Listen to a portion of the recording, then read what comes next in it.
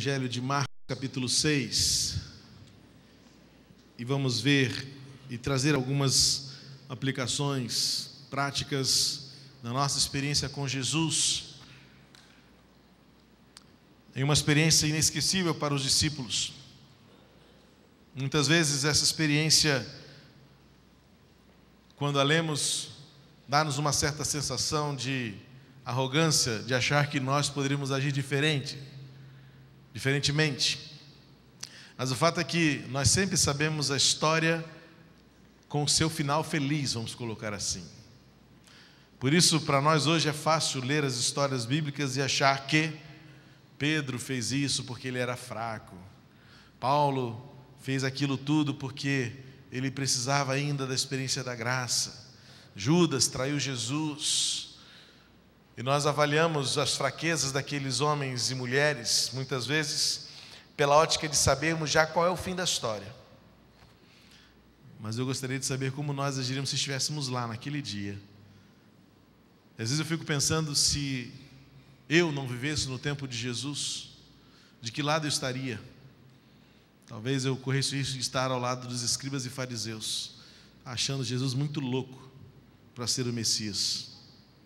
Dentro da minha visão e da minha cosmovisão, da minha teologia, muitas vezes reconhecer que a maneira de Jesus de agir quebrou tantos paradigmas e foi tão confrontadora com a religiosidade daquele tempo, que sinceramente eu temo e agradeço a Deus por ter nascido em 1971, porque se fizesse parte daquele primeiro século, tendo a tradição com a qual eu aprendi de zelar pela religião, de zelar pelo culto, de zelar pelo ensinamento dos anciãos e antigos da minha época, talvez eu fizesse coro com os escribas e fariseus, dizendo: esse louco, esse Jesus de Nazaré veio para bagunçar a nossa história, a nossa religião.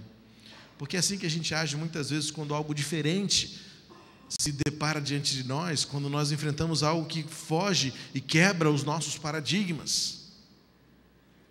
E eu fico pensando também algumas vezes, quando aqueles discípulos chegaram para Jesus trazendo consigo um coxo, um cego, ou então 5 pães e 2 peixinhos, e assim, quero ver agora o que ele vai fazer. E eu diria assim, é impossível Jesus fazer alguma coisa. Quantas vezes nós não agimos assim hoje ainda? Nós só não agimos assim porque nós já sabemos o fim da história, irmãos.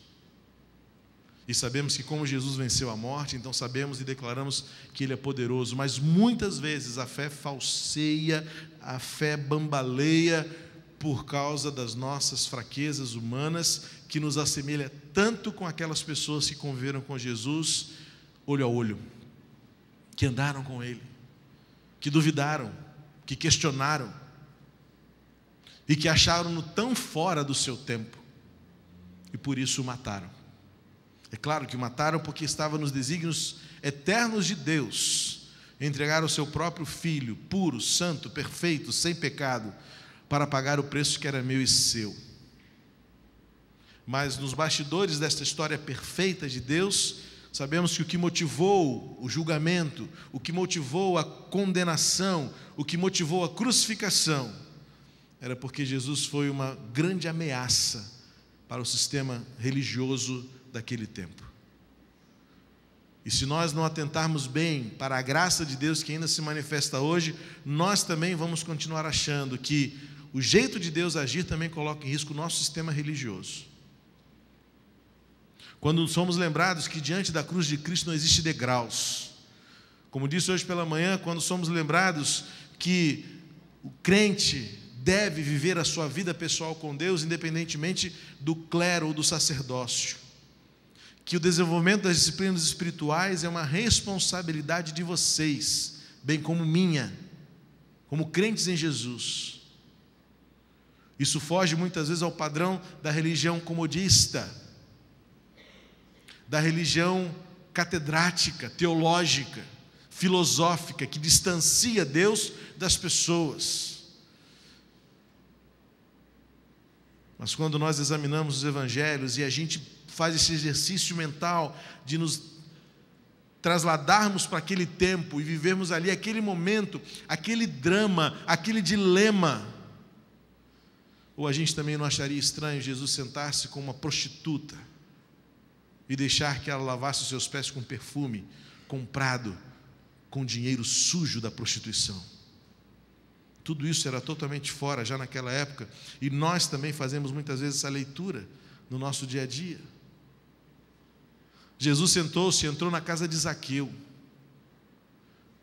Seria algo como hoje nós sacarmos um daqueles homens que estão sendo acusados e serão julgados, e eu espero que justamente por toda essa corrupção que impera no Brasil, mas era o mesmo que, por exemplo, vamos pegar, sem qualquer cor partidária aqui, mas vamos sacar dessa história a figura do senhor Vacari, e dizer que Jesus foi na casa dele e comeu com ele. A diferença é que Zaqueu devolveu 4 vezes mais. Não sei se Vacari vai fazer isso com o Brasil, mas é mais ou menos isso que aconteceu na época. Jesus pegou aquele homem chamado Zaqueu, que representava a corrupção, que representava o ódio daquele tempo, que representava a injustiça do Império Romano contra os cidadãos judeus. Mas Jesus foi na casa dele e falou assim: eu quero comer com você, meu irmão. E aquele encontro foi tão transformador que aquele Zaqueu saiu daquele jantar e procurou todo mundo e falou assim: eu tenho que restituir para vocês 4 vezes tudo que eu fiz de errado, tudo que eu roubei de vocês. Bem que alguns políticos do Brasil estavam precisando jantar com Jesus de novo, né? É só para você compreender que a gente não tem direito de achar que somos nem um pouco melhores do que Pedro, do que João, do que Judas, do que aqueles escribas ou fariseus, porque nós não estávamos lá para entender o que era um homem chamado Nazareno, um carpinteiro, sem ter casa para morar, sem estar sujeito à autoridade religiosa daquela época, e dizer aqui: eu vim estabelecer o meu reino. Esse homem é louco. E talvez com a nossa cosmovisão religiosa, talvez com o meu escopo teológico, eu poderia dizer, como algumas vezes me arrisco a dizer de forma ousada: não, Deus não está nesse negócio não. E eu precisaria então ter a coragem de olhar nos olhos de Jesus e ser alcançado por uma misericórdia que eu não mereço, para que então Jesus comece a fazer uma obra em mim. Esse texto é um deles, que vamos ler, e que muitas vezes nós o lemos, nós o interpretamos assim: mas era Jesus que estava ali, por que os discípulos ficaram com tanto medo? Por que tiveram tão pouca fé? Que vergonha! Confundiram Jesus com um fantasma, que mico! Mas ali era eu e você, ainda hoje, quantas vezes duvidando do poder e da graça e da presença de Jesus enquanto atravessamos as tempestades. E a verdade é que até que cesse a tempestade, nós somos tão medrosos, somos tão fracos, e devemos reconhecer as nossas debilidades, tanto quanto aqueles discípulos no barco temeram e tiveram de reconhecer: nós não somos nada sem Jesus. Porque o grande risco da nossa geração é que, por sabermos o final da história, nos acomodamos à possibilidade de que seremos salvos sem passar pelo fogo. Paulo fala uma expressão de que alguns chegarão no céu meio que chamuscadinhos, porque assim, na última hora, correndo já com a porta fechando e o fogo do inferno correndo atrás, e de repente passa. E aí diz Paulo que vão chegar lá com cheirinho de fumaça. Talvez eu seja um desses. Mas nós achamos que, já que a chegada está garantida, nós temos a tendência de olhar para essas pessoas e achar que nós somos melhores do que elas. Mas o item mais importante aqui, que me assemelha tanto com eles, é o quanto eu preciso aprender que sem Jesus eu não sou nada. Aqueles discípulos estavam aprendendo isso. Mas hoje, pela minha arrogância, por eu saber o final da história e imaginar que no final tudo vai dar certo, eu tenho a tendência de, no meio do percurso, esquecer-me de que sem Jesus eu não sou nada. E o grande problema do meu coração, e que certamente se assemelha ao seu coração, é que enquanto caminhamos, nós muitas vezes nos esquecemos de que sem Jesus nós não somos nada. A gente se fia, a gente se pauta nesta certeza declarada que a Bíblia nos dá, de que no final todos venceremos por meio de Jesus. Então damos mole para o acaso, damos bobeira para a tentação, quando nós achamos que damos conta das coisas sozinhos. E aí então vem sobre nós tempestades severas, circunstâncias grandes, para que no mínimo você se lembre: eu ainda não sou nada, e se não for com Jesus, eu nada sou. Vamos ler o texto de Marcos, capítulo 6, versos 45 a 53. Está muito rápido, está muito devagar. Hoje elas reclamaram comigo, disseram que eu estou falando muito rápido, que atrapalha a tradução delas. Vamos ver. Vamos ver. Logo em seguida, Jesus insistiu com os discípulos para que entrassem no barco e fossem adiante dele para Betsaida, enquanto ele despedia a multidão. Tendo-a despedida, subiu a um monte para orar. Ao anoitecer, o barco estava no meio do mar e Jesus se achava sozinho em terra. Ele viu os discípulos remando com dificuldade porque o vento soprava contra eles. Alta madrugada, Jesus dirigiu-se a eles andando sobre o mar. E estava já a ponto de passar por eles. Quando o viram andando sobre o mar, pensaram que fosse um fantasma. Então gritaram, pois todos os que tinham visto ficaram aterrorizados. Mas Jesus imediatamente lhes disse: coragem, sou eu, não tenham medo.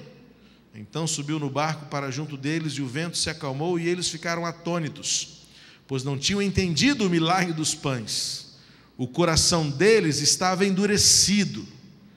Depois de atravessarem o mar, chegaram a Genezaré, e ali amarraram o barco. A experiência de Jesus andar sobre as ondas, provavelmente a mesma narrativa em que Pedro tem a oportunidade de ir ao encontro de Jesus sobre as águas, mas Marcos não faz questão de relatar isto. É surpreendente, porque acredita-se que na tradição, Marcos tenha usado o próprio Pedro como fonte dos seus relatos. Então, alguns acreditam que Pedro, num arrobo de humildade, tenha excluído este seu relato, e Marcos, então, por isso não descreve Pedro andando sobre as ondas, indo ao encontro de Jesus. Talvez outros defendam que possa ter sido uma outra narrativa, em outro momento, mas o que eu acho pouco provável. Eu quero crer que, na verdade, Pedro omitiu a sua experiência. Talvez por achar que os outros pensariam que era algo muito difícil, impossível demais. Talvez Pedro, antevendo o futuro de uma forma muito hipotética e muito especulativa, disse: lá em 2015 vão achar que era mentira, então não vou nem contar isso, porque algumas experiências são apenas para o nosso próprio proveito. Você já parou para pensar sobre isso? A gente muitas vezes, no afã de contar aquilo que Deus faz conosco, soa meio absurdo o que Deus faz conosco. É claro que muitos testemunhos são dados e muitas coisas boas precisam ser ditas, mas às vezes a gente passa por bobo, por contar experiências poderosas que Deus fez conosco. E o coração endurecido das pessoas, como diz o versículo 52, não está preparado para ver o que Deus é poderoso para fazer. Mas uma coisa eu tenho certeza: a incredulidade do meu coração em nada muda o poder que Deus tem. E a incredulidade da nossa geração em nada muda. O povo pode continuar incrédulo, os corações podem continuar endurecidos, mas isso não impede Deus de continuar agindo, porque Deus age porque Ele é. E esse texto, versículo 46, algo que me chama a atenção é que depois de ter despedido da multidão, Ele manda os discípulos irem na frente e Ele sobe um monte para orar. A impressão que nos dá é que Jesus está sempre atrasado. Lembra da história de Lázaro em João 10? Jesus chega atrasado. E agora os discípulos estão ali e de repente o barco já estava no meio porque o vento começou a levá-lo. E qual é a sensação que os discípulos têm? Cadê Jesus que não aparece? O negócio está ficando apertado para o nosso lado, o vento está ficando forte. As ondas estão aumentando, e cadê Jesus? E está lá Jesus bem no dele lá, orando. Jesus, para de orar. Numa outra experiência, numa outra situação de tempestade, o texto diz que Jesus estava dormindo enquanto os discípulos estavam gritando: vamos morrer, vamos morrer. É interessante que a ótica cronológica do humano dá sempre a perspectiva de que o circo está pegando fogo e nada está acontecendo. Quantas vezes você já não se sentiu assim? Quantas vezes nos sentimos assim? Quando as nossas circunstâncias estão fervilhando à nossa volta, tudo está conspirando e a gente tem a impressão de que Jesus não está fazendo nada, Ele está sempre atrasado. Mas o problema é que a gente precisa aprender que Deus não está preso ao nosso tempo, ao nosso planejamento, à nossa cronologia. Pode parecer que está demorando, porque nós olhamos o tempo pela nossa cronologia. Deus olha o tempo e dirige o tempo de acordo com o seu propósito, que não tem hora nem dia marcados. Deus age, e quando Ele age, é de maneira efetiva. O que esse texto pode nos ensinar é que os discípulos ilustram muito bem, de forma real, aquilo que eu e você vivemos todos os dias quando enfrentamos também as intempéries da nossa existência humana. Como eu disse pela manhã, no momento de oração, nós acompanhamos de perto e em oração, e temos acompanhado a saúde da irmã Maria do Socorro, uma corista do nosso Corozana. Domingo de manhã estava aqui cantando aquele belíssimo musical de Páscoa, domingo passado. Na quarta-feira, estava dando entrada na emergência do Hospital Salgado Filho com um derrame cerebral. A nossa vida é assim. As tempestades vêm, os ventos sopram, os problemas surgem, os medos aparecem, e então nos damos conta que precisamos reconhecer que, enquanto há tempestades, nós padeceremos o risco de morrer, se não tivermos a certeza e contarmos com a presença gloriosa daquele que faz a tempestade acalmar.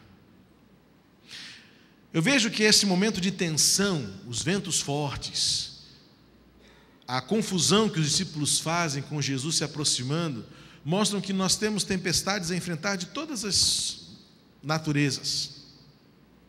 Muitos sofrem pressões externas, e era o que os discípulos estavam enfrentando. O versículo 48 diz que eles começaram a perceber que o barco estava longe demais, que o vento começou a soprar contra eles, e eles então remavam e percebiam que remar não estava surtindo efeito, mas eles remavam, eles não paravam de remar, mas os ventos eram contrários, como diz o versículo 48.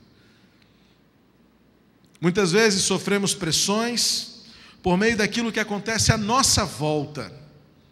Tempestades se levantam contra nós, que nos causam decepções, por meio de fatalidades, de tragédias. O inesperado, de fato, se torna assustador, iminente. A adversidade, a insegurança dos nossos dias faz com que não tenhamos nenhuma certeza. Humanamente falando, nós vivemos dias em que não temos qualquer certeza. É assustador pensar, mas é a mais pura realidade. Saber que quando você volta para casa e chega em casa num dia seguro, é milagre de Deus. Mas não fique no portão de casa, porque em nossa cidade hoje isso é perigoso demais. Só para você ter uma noção de que nem em casa mais estamos seguros. Ou seja, ventos contrários que levantam-se contra nós e que nos forçam a remar cada vez mais forte, cada vez mais pesado, e temos a sensação de que quanto mais remamos, não saímos do lugar, são apenas forças e é apenas energia jogada fora. Mas não bastasse aquilo que sopra contra nós, de fora para dentro, há também aquelas tempestades que acontecem lá dentro. Porque não bastasse os ventos contrários, de repente os discípulos dão conta de que não podem confiar em seus próprios corações. Porque no versículo 49, de repente, aparece para eles um fantasma, que não era fantasma, evidentemente. Mas no versículo 49 é uma expressão que para mim é bem intensa, quando diz que eles viram andando sobre o mar alguém e pensaram que fosse um fantasma. Ou seja, seus corações os enganaram.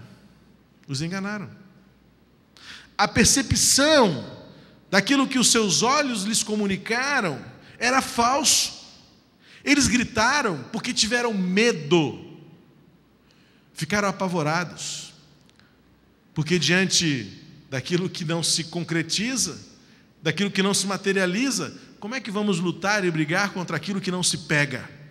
E se fosse um fantasma, se é que eles existem, o que na verdade seriam espíritos, demônios, e eles perceberam que as forças físicas, e eram pescadores em sua maioria, eram homens que tinham certa experiência de lutar contra o mar bravio, mas eles viram algo desconhecido, eles se depararam com algo inesperado e pior, inexplicável.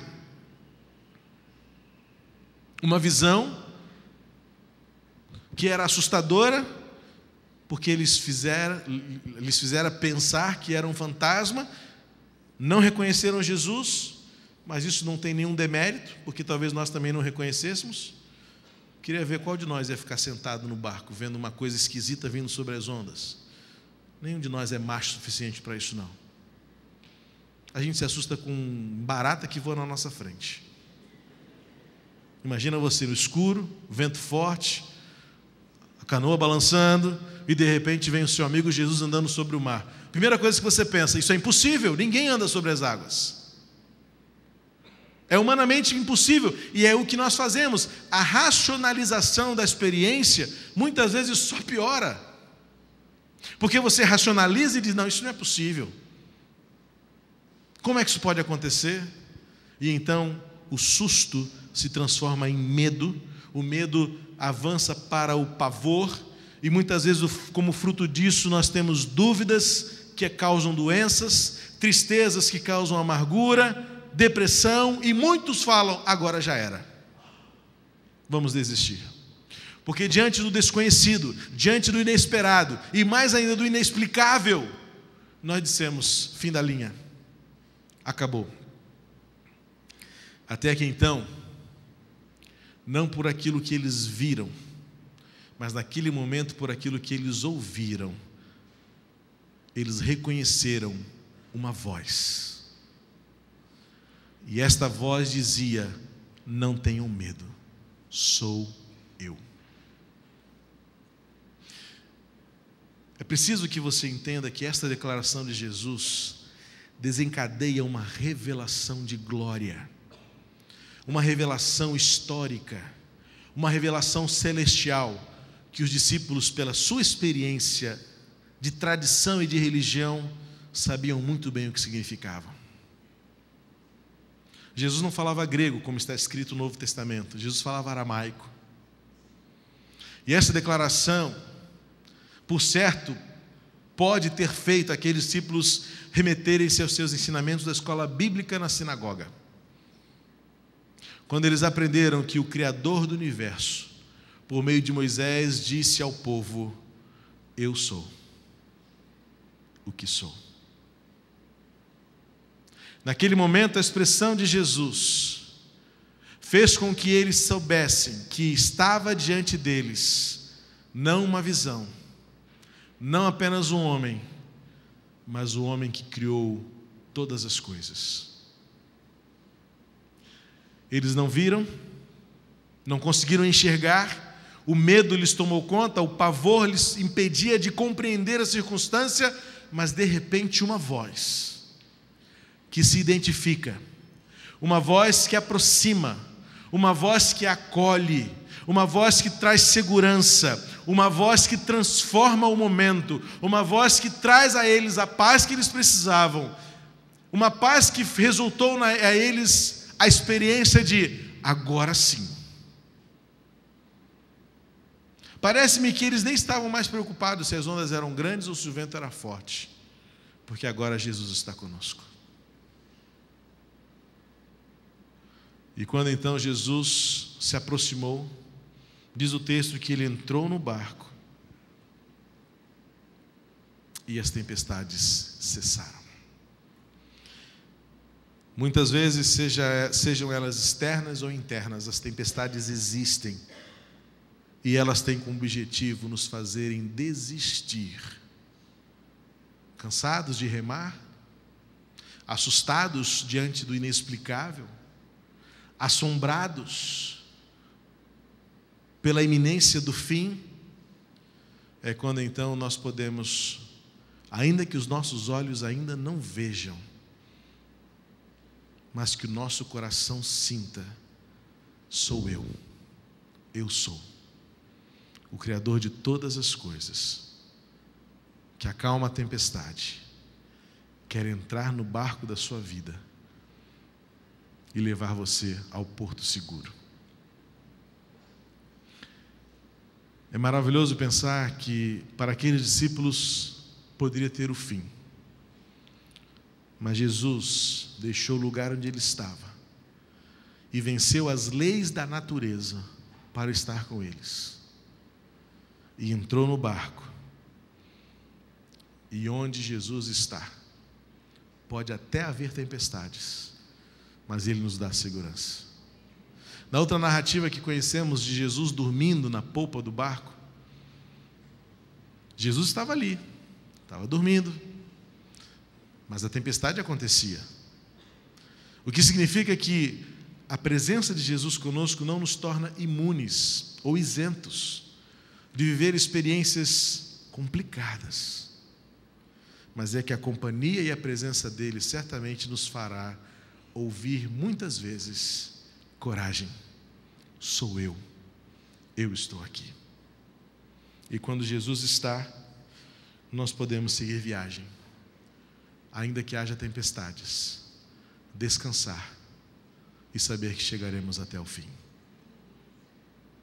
A minha oração por você nesta noite é para que juntos naveguemos, rememos, na esperança e na certeza de que haverá um momento em que ouviremos a doce voz de Jesus dizendo: coragem, eu estou aqui, eu sou.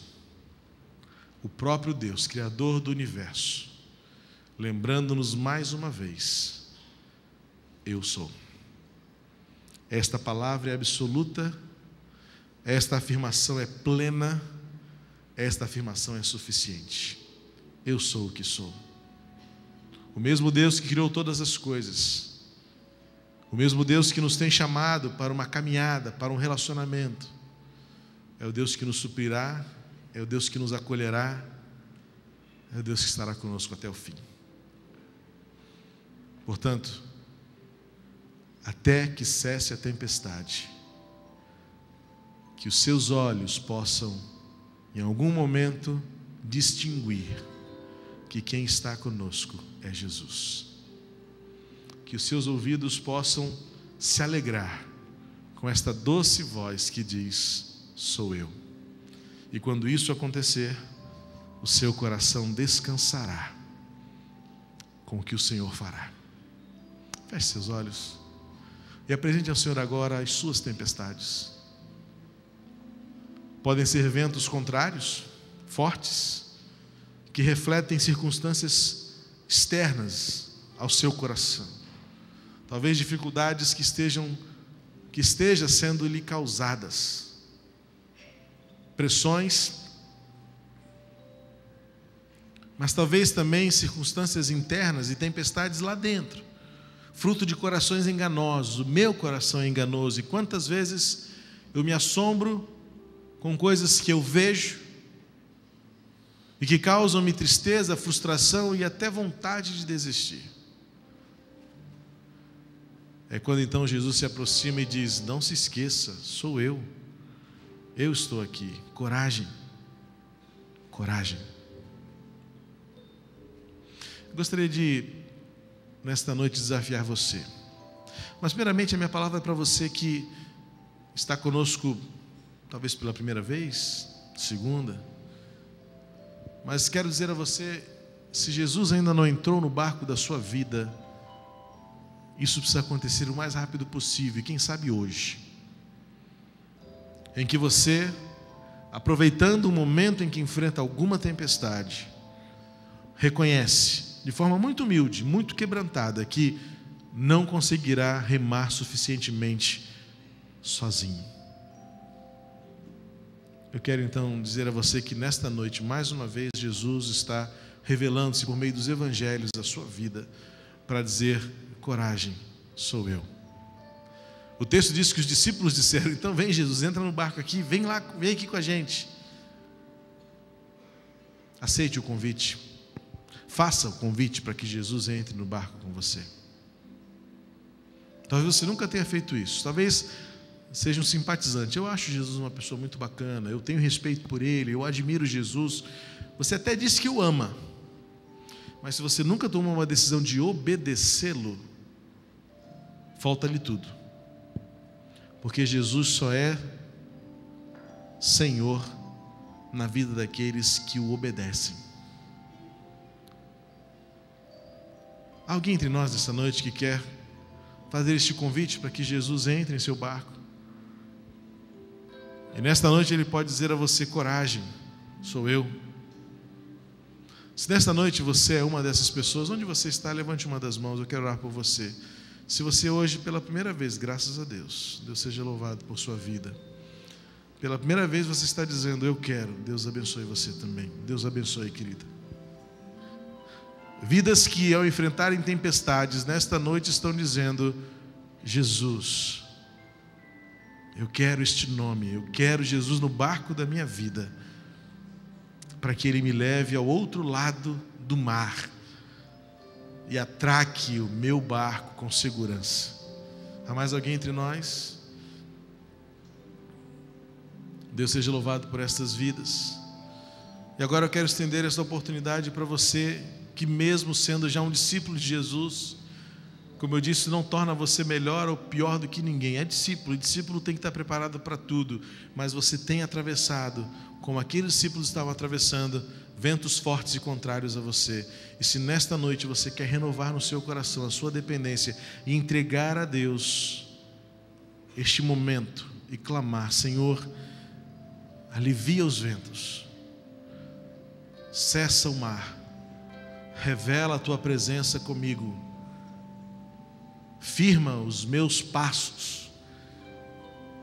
Eu quero convidar você também a nesta noite dizer: Senhor, eu renovo a minha entrega, e essa circunstância, esta tempestade específica, eu quero entregar nas Tuas mãos. Eu quero interceder por você nesta hora. Se há alguém entre nós, eu quero convidar você a se colocar de pé onde você está e dizer: Senhor, cuida desta tempestade na minha vida. Os ventos são fortes, o meu coração me engana e acabo me assustando quando eu olho e vejo o inexplicável, quando eu me deparo com o inesperado, quando eu me assusto com aquilo que eu não conheço. Mas eu quero ouvir a Tua voz dizendo: coragem, sou eu. Que o eu sou se revele para você no meio da sua tempestade, em nome de Jesus. Deus seja louvado por você, porque nesta noite, você, como eu, reconhece que não estamos conseguindo remar o suficientemente sozinhos, e precisamos de Jesus conosco, e Ele estará conosco até o fim. Em nome de Jesus. Pai querido, abençoa estas vidas, abençoa especialmente essas que, no primeiro momento, levantando suas mãos, fizeram um convite especial para que Jesus estivesse entrando a partir de agora em suas vidas, e estão se dispondo a obedecer a Jesus para desfrutar da sua vida. Pai querido, acolhe esses corações, em nome de Jesus. Derrama paz, que comece a acontecer agora um milagre de vida nesses interiores, que estas vidas que ergueram uma de suas mãos possam agora experimentar um toque especial, e que sintam um abraço, o carinho, o amor, o calor do Teu Espírito Santo, demonstrando o quanto são importantes, o quanto são amadas por Ti, e passam agora a ser amadas por nós também. Abençoa esses corações que estão de pé aqui, porque são vidas que atravessamos tempestades, insegurança, nos assustamos com o desconhecido, com o inesperado, com o inexplicável. E então, Senhor, nós queremos ouvir a Tua voz mais uma vez, aquecendo o nosso coração e trazendo-nos paz, dizendo: coragem,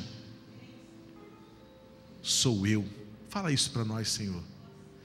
Que agora a gente ouça isso bem forte, bem carinhoso em nosso coração, sentindo a Tua presença a nos guiar por toda a tempestade e até que ela cesse. Nós saberemos que Tu estarás conosco até o fim. Descansaremos em Ti, em nome de Jesus. Amém. Vamos todos ficar de pé, vamos louvar ao Senhor, vamos entoar ao Senhor este cântico.